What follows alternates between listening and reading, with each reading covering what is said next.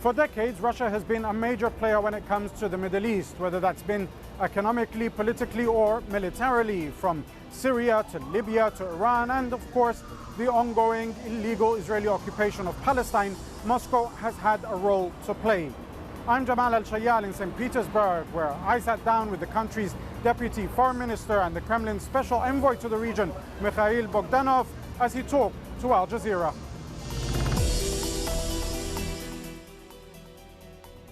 Your Excellency, Mr. Mikhail Bogdanov, thank you very much for talking to Al Jazeera. Let's start with Israel's latest war on Gaza and its continued attempts at ethnic cleansing the Arab population of Jerusalem. Russia was seemingly absent in this latest crisis compared to, for example, other countries, Egypt, the United States, Qatar even. As a member of the quartet, how do you view what has been happening and what has been your role in this latest episode? No, I can't agree that we were absent during this crisis, the 10-day crisis. Immediately after the events in East Jerusalem and Sheikh Jarrah district, the problems in Al-Aqsa Mosque, the tension in East Jerusalem, then the shelling started, rocket aerial raids. We were in contact with the concerned parties, with our brothers, our friends, the Palestinians, the authority in Ramallah. I was personally in continuous contact once, twice every day with the Palestinians and the Israelis.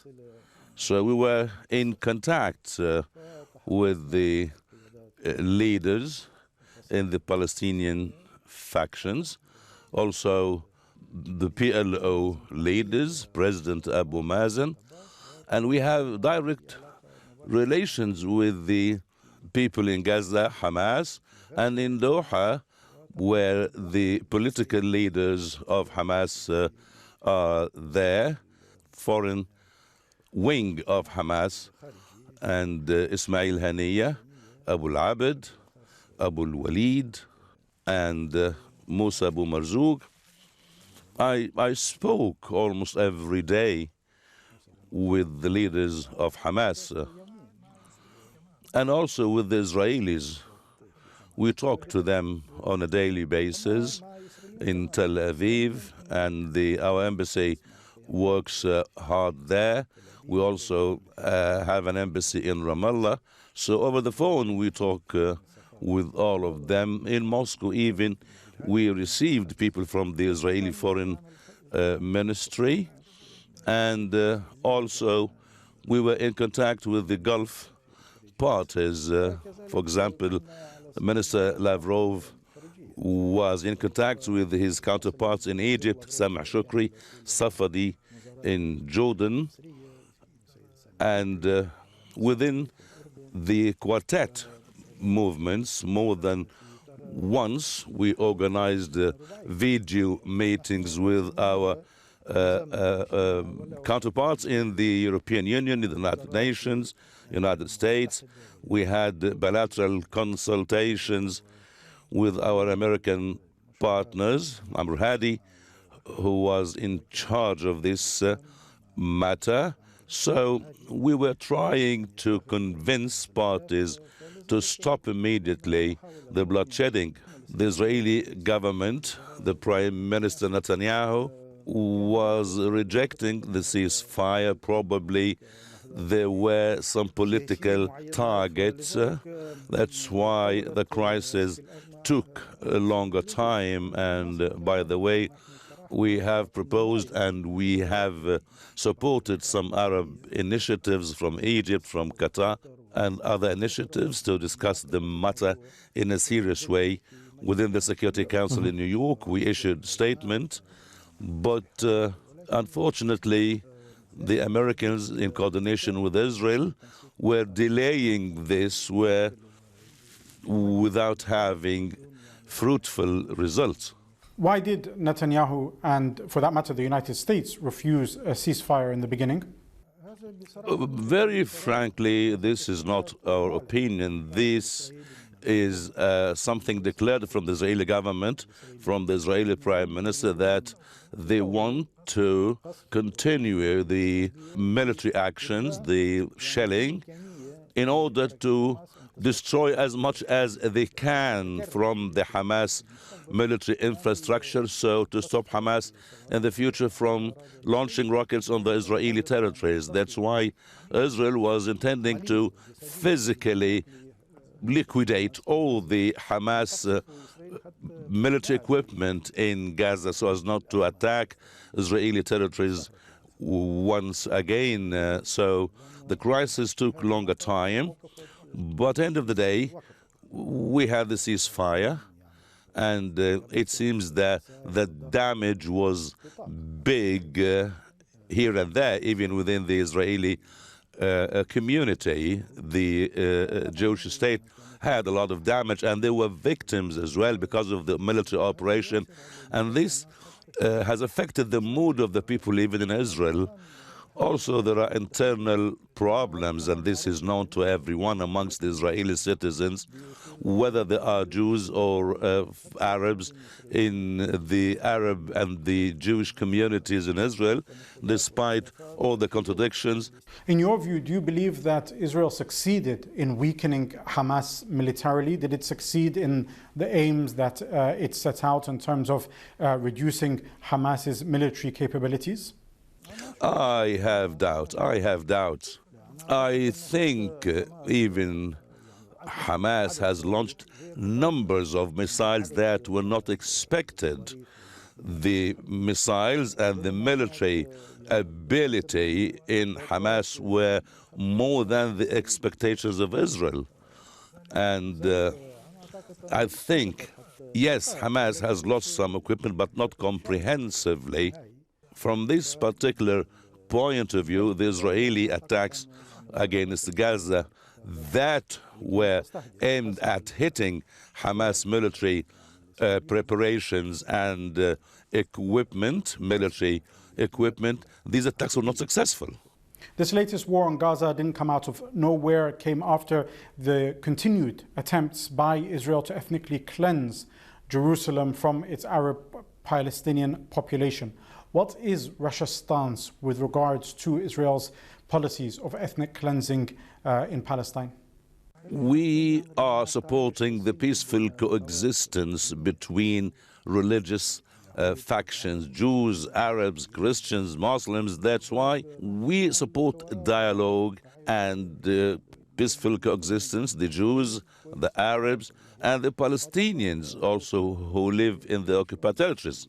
But Mr. Bogdanov, these peace talks have been going on for decades. The political process has been going on for years and years. And all the while, Israel continues in its policies of ethnic cleansing, of forced displacement, of home demolitions, and policies that have been described by Human Rights Watch and other organizations as apartheid.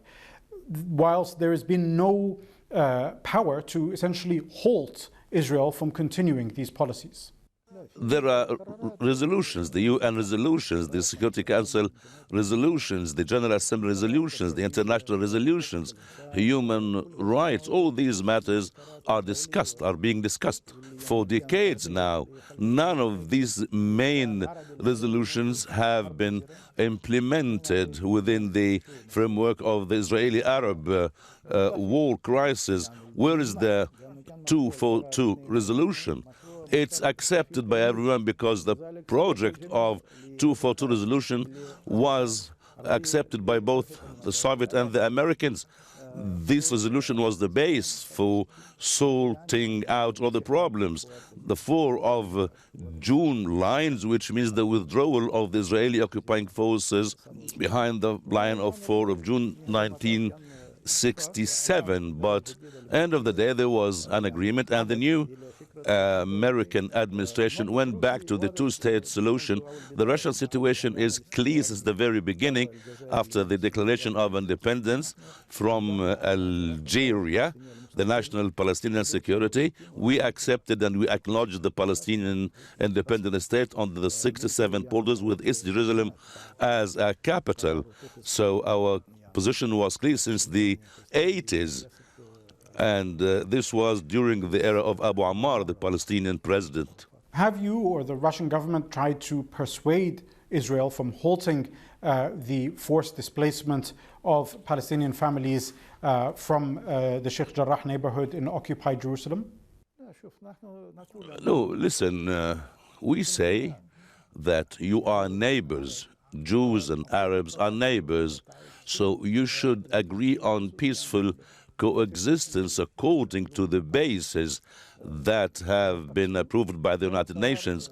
The petition decree, the 242 resolution, were the base of the solution in a sense that Israel and Palestine are two neighboring states living in peace within accepted and acknowledged borders according to these principles accepted internationally through direct negotiations and bilateral negotiations.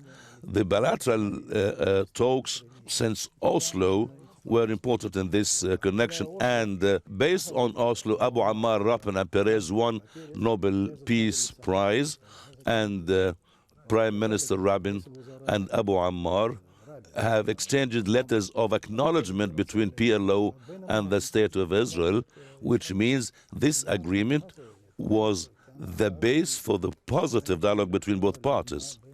Let's move to another of the Middle East crises that Russia is heavily involved in, the Iran nuclear talks that are ongoing in Vienna. How do you view those talks that have been going on for the past couple of months now?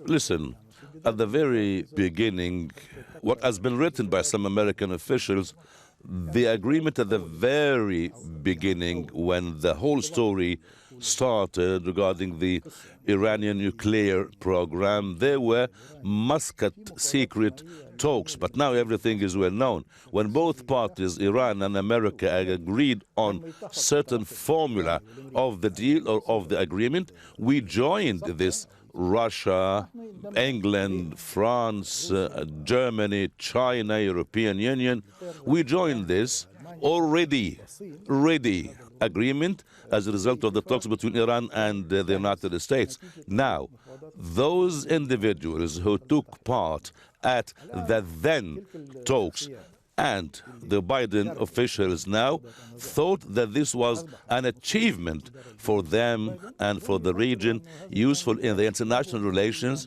because this would prevent Iran from having a nuclear bomb, and the nuclear watchdog will be watching this. That's why I think this is all right, and the deal should be as it was. That's why the talks that took long time and the balance between all the details were there, and the end of the day, this deal has been signed by the participants, approved and endorsed by the security resolution, so it's binding according to the UN Charter. This is an agreement between the concerned parties, and this has been accepted and endorsed by the international community.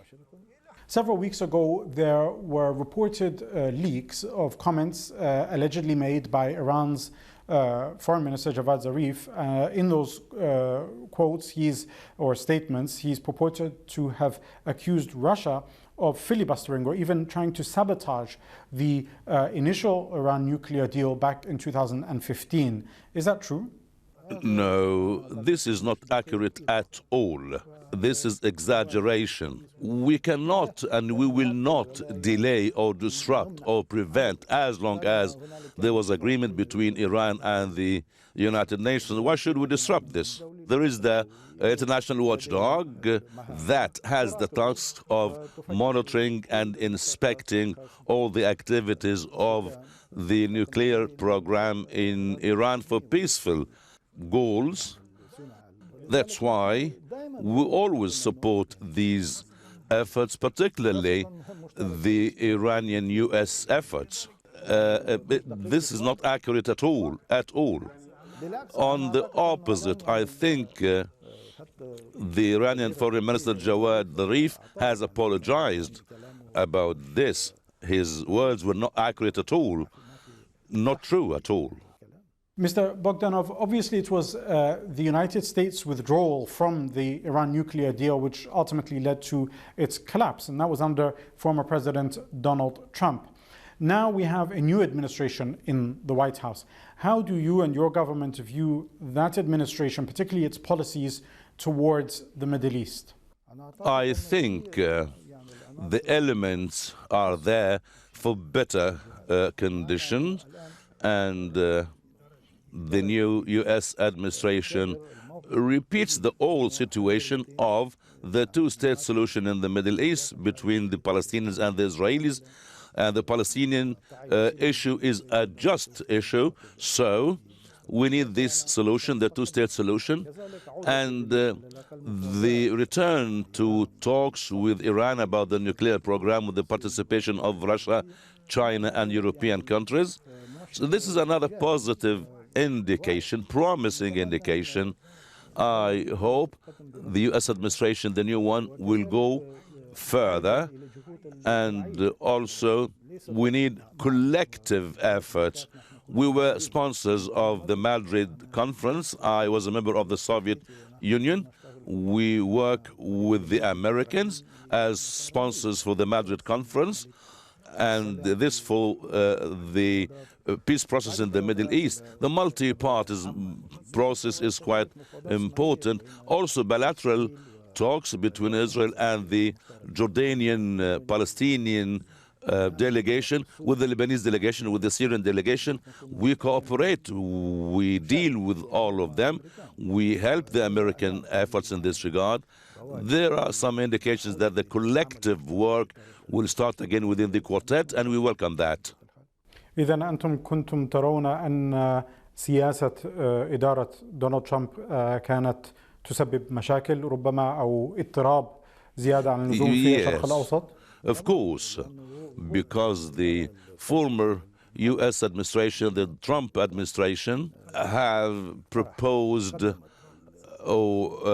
so-called century deal, and it was not a balanced deal because it suits one part, Israel, and is not accepted at all by the Palestinians and by the Arabs. That's why there's a big difference between this initiative by Trump and his administration and the current situation. ولكن أصدقائكم في أبو ظبي وحتى في مصر وافقوا على هذه الصفقة. No, they did not agree. أبو ظبي هي من بادرت ربما بصفقة القرن. I have doubts regarding this because I follow up resolutions of the Arab League, the positions of the Arab countries, collectively or bilaterally. They were, with the participation of the Gulf countries, against this century deal. No. Listen, how? The Palestinians are those who can control themselves and their issue, not the other countries, not the Arab countries. The final say is for the Palestinians regarding the Palestinian issue. They are our friends. That's why I think all the Arabs are supporting the rights, legitimate rights of the Palestinian people, and the Arab initiative created by our friends in Saudi Arabia, endorsed in the Beirut summit and in the Islamic Conference summit. So this is a common ground between the Arabs to build on, and also between the Muslim countries. Let's move over to North Africa now and Libya. What is Russia's objective when it comes to Libya? The civil war there, you've been involved in it. Russian mercenaries through Wagner are present there. What is the aims of Russia's foreign policy when it comes to Libya? Stability. This is what we need in Libya. Peace, Libyan accord. This is the goal of Russia. Also, we have common ground to create a solution to the Libyan crisis, the outcome of Berlin conference. Mr. Putin personally was there, and I was among the accompanying delegation. I participated in the preliminary meetings in January 2020. After that, based on the Berlin conference, the Security Council issued the resolution 2510, and this is a ground that accepted by the international community. And now, by the way, we are ready for the foreign ministers' meeting in Berlin after 2 or 3 weeks in June. That's why, since the beginning, we were aiming at making success. Unfortunately, NATO in 2011 has destroyed Libya. That's the regime of Gaddafi was not only toppled, but the country has been destroyed, has been dismantled. The institutions have gone. But allow me, Mr. Minister, you too, Russia also is accused of supporting one side. Wagner, the Russian mercenary made up of former Russian military, are present in Libya. No. You've supported Haftar over the other side. We never impose ourselves for the sake of any party, whether in Libya or outside Libya. There were so many sources, and as you said, the division was there in the Libyan society, even within the contradictions. Let me give you an example. I follow the Arab resolutions before a Khayrat meeting, the elections, parliamentary elections. The parliament under Aguila Saleh was there. Aguila Saleh and the Libyan parliament elected by the Libyan people, and the results were acknowledged by Libyans, by the Arabs, by the international community. Before Khayrat, Aguila Saleh was presiding over all the delegations in all the summits. After Khayrat, the Faiz al-Sarraj government has been formed, and this government doesn't include all the Libyan parties, and there are some sort of control. At the beginning, the parliament escaped from Tripoli to Tobruk because of the threats imposed by the militias. But I'm sorry, that's not a fair representation, because Haftar wasn't helpless. He was provided with weapons and support by the United Arab Emirates, by Egypt and other. In reality, you actually did support one side over the other. No. We were in contact with all the Libyan parties. For example, in Sochi, in October 2019, we had the Russian-African Summit. Faiz Sarraj was the head of the Libyan delegation. He met Mr. Putin. He was representing Libya. He visited us more than once. I visited him in Tripoli.